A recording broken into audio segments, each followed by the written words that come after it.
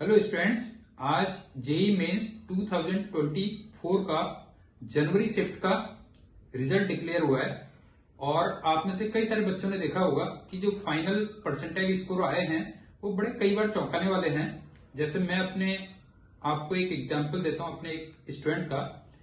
मेरी ऑब्जर्वेशन में उसका परसेंटाइल 99.5 से बिल्कुल भी कम नहीं होना चाहिए था, लेकिन फाइनली जब उसका रिजल्ट देखा तो उसका 94.4 समथिंग आया है। बड़ा शॉकिंग था। मतलब वो जितने भी कोचिंग या स्कूल के टेस्ट देता था तो हमेशा टॉप 3 में रहता था और अच्छी कोचिंग इंस्टीट्यूट में।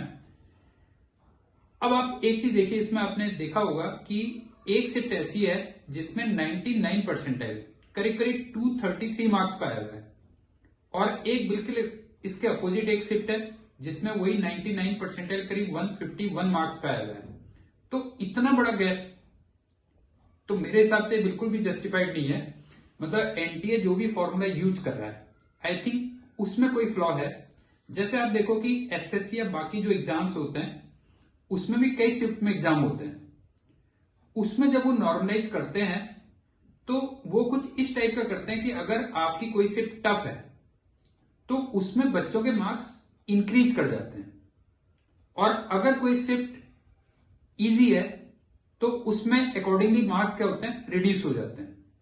तो आई थिंक मेरे ख्याल से ये फॉर्मूला ज्यादा जस्टिफाइड है रादर देन जो प्रेजेंटली अभी एनटीए यूज कर रहा है। ये बच्चों का फ्यूचर का तो सवाल है ही है।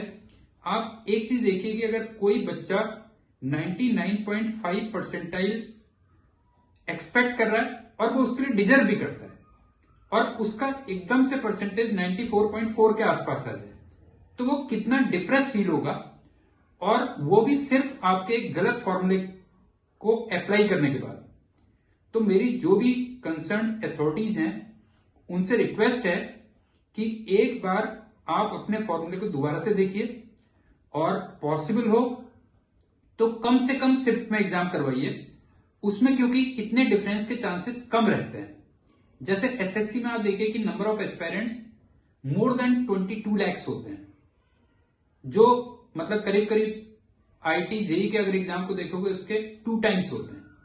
तो आप डेफिनेटली शिफ्ट रिड्यूस कर सकते हैं, और जितने भी अलग अलग शिफ्ट में एग्जाम होते हैं उनका लेवल ऑलमोस्ट सेम रखिए, और एक बार जो भी एसएससी या बाकी एग्जाम्स नॉर्मलाइजेशन के लिए फॉर्मूला यूज करते हैं उस पर भी नजर डालिए, क्योंकि बच्चे बहुत ज्यादा डिप्रेस होते हैं। जैसे मैंने आपसे कहा कि जो डिजर्विंग कैंडिडेट है और उनका एकदम से सडनली अगर परसेंटेज ड्रॉप हो जाए, तो मेरी आपसे रिक्वेस्ट है कि आप इस पर एक बार जरूर ध्यान दीजिए।